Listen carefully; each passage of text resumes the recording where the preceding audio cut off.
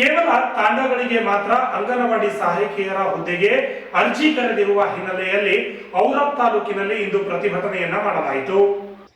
2024ರಲ್ಲಿ ಅಂಗನವಾಡಿ ಕಾರ್ಯಕರ್ತೆಯರು ಹಾಗೂ ಸಹಾಯಕಿಯರ ನೇಮಕಾತಿಗೆ ಕರೆದ ಅರ್ಜಿಯಲ್ಲಿ ತಾಂಡಗಳಲ್ಲಿರುವ ಅಂಗನವಾಡಿಗಳಿಗೆ ಮಾತ್ರ ಅರ್ಜಿ ಕರೆದಿದ್ದಾರೆ. ಇದರಿಂದ ಪರಿಶಿಷ್ಟ ಜಾತಿ, ಬಲ ಮತ್ತು ಎಡ ಸಮುದಾಯಗಳಿಗೆ ವಂಚನೆ ಮಾಡಲಾಗಿದೆ. ಈ ನೇಮಕಾತಿ ರದ್ದುಪಡಿಸಿ ಹೊಸದಾಗಿ ಆದೇಶ ಹೊರಡಿಸಬೇಕೆಂದು ಒತ್ತಾಯಿಸಿ ಸಂತಪುರ್ ಶಿಶು ಅಭಿವೃದ್ಧಿ ಇಲಾಖೆಯ ಕಚೇರಿಯ ಎದುರುಗಡೆ 1 ದಿವಸದ ಸಾಂಕೇತಿಕ ಧರಣಿ ಸತ್ಯಾಗ್ರಹ ಹಮ್ಮಿಕೊಳ್ಳಲಾಯಿತು. ಜಗಜ್ಯೋತಿ ಬಸವಣ್ಣನವರಿಗೆ ಕರ್ನಾಟಕ ದಲಿತ ಸಂಘ ಸಮಿತಿ ಹೋರಾಟಕ್ಕೆ, ಕರ್ನಾಟಕ ದಲಿತ ಸಂಘ ಸಮಿತಿ ಹೋರಾಟಕ್ಕೆ, ದಲಿತ ಸಂಘಟನೆ ಒಕ್ಕೂಟಗಳಿಗೆ, ದಲಿತ ಸಂಘಟನೆ ಒಕ್ಕೂಟಗಳಿಗೆ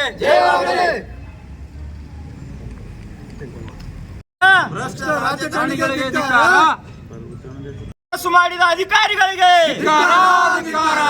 ಅಕ್ರಮ ನೇಮಕಾತಿ ಮಾಡಿರುವ ಅಂಗನವಾಡಿ ಸಹಾಯಕರ ಮತ್ತು ಕಾರ್ಯಕರ್ತರ ಹುದ್ದೆಗಳಿಗೆ ಶಿಫಾರಸು ಮಾಡಿರುವ ಭ್ರಷ್ಟ ಅಧಿಕಾರಿಗಳಿಗೆ ಧಿಕ್ಕಾರ, ಧಿಕ್ಕಾರ, ಧಿಕ್ಕಾರ, ಧಿಕ್ಕಾರ, ಅಧಿಕಾರಿಗಳಿಗೆ ಧಿಕ್ಕಾರ, ಧಿಕ್ಕಾರ, ಧಿಕ್ಕಾರ, ಭ್ರಷ್ಟ ಅಧಿಕಾರಿಗಳಿಗೆ ಧಿಕ್ಕಾರ, ಧಿಕ್ಕಾರ, ಧಿಕ್ಕಾರ, ಭ್ರಷ್ಟ ಅಧಿಕಾರಿಗಳಿಗೆ ಧಿಕ್ಕಾರ.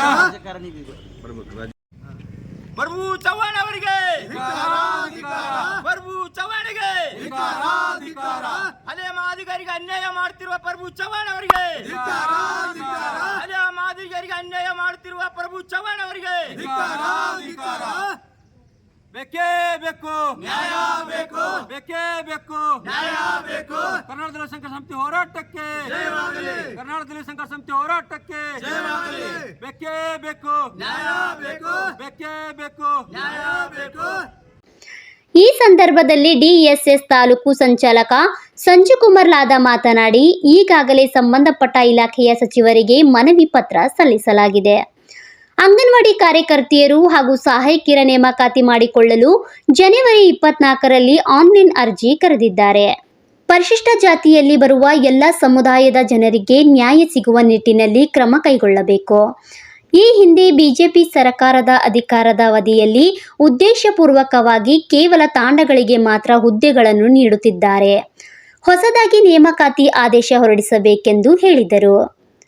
ಒಂದು ಸರ್ಕಾರಕ್ಕೆ ಒಂದು ಇದು ಮಾಹಿತಿ ನೀಡಿ ವೇಕೆನ್ಸಿ ಕರೆದಾರೆ, ಅದಕ್ಕೆ ರದ್ದುಪಡಿಸಬೇಕು ಅಂತ ತಾವು ಗುಣಕೋಶ ತನಿಖೆ ಮಾಡಿ. ಇದು ಅಪ್ಲಿಕೇಶನ್ ಕರೆಕ್ಟ್ ಮುಂಚಿತವಾಗಿ ಎಲ್ಲೆಲ್ಲಿ ರಿಟೈರ್ಮೆಂಟ್ ಆಗ್ಯಾರ ಅವು ವೇಕೆಂಟ್ ಇದ್ದು ನಾವು ಪೂರ ಹಂಗೆ ವೇಕೆಂಟ್ ಇರಬೇಕು. ಅದಕ್ಕೆ ಅಪ್ಲಿಕೇಶನ್ ಕರೆದಂತ ಪೋಸ್ಟ್ಗಳಿಗೆ ಹೊರಗಡೆ ಮಾಡಿ ವೇಕೆನ್ಸಿ ತೋರಿಸಿದ್ರೆ ಹೊಸದಾಗ 20-39 ದಿನ ಆಗ್ಯಾವಲ್ಲ ಸರ್, ಅವು ಆ ಜಾಗದಾಗ ಟೀಚರ್ಸ್ ಇರ್ತಾರೆ ಅವ್ರಿಗೆ. ಕಳೆದ ಸಾಲಿನಲ್ಲಿ ಏನು 39 ಅಂಗನವಾಡಿಗಳು ಹೊಸದಾಗಿ ಏನು ಆಗಿದ್ದಾವೆ, ಹೊಸದಾಗಿ ಔರಾದ್ ತಾಲೂಕು ಮತ್ತು ಕಮಲನಗರ ತಾಲೂಕು ಎರಡೂ ಯೋಜನೆಗೆ ಸ್ಯಾಂಕ್ಷನ್ ಆಗಿದ್ದಾವೆ.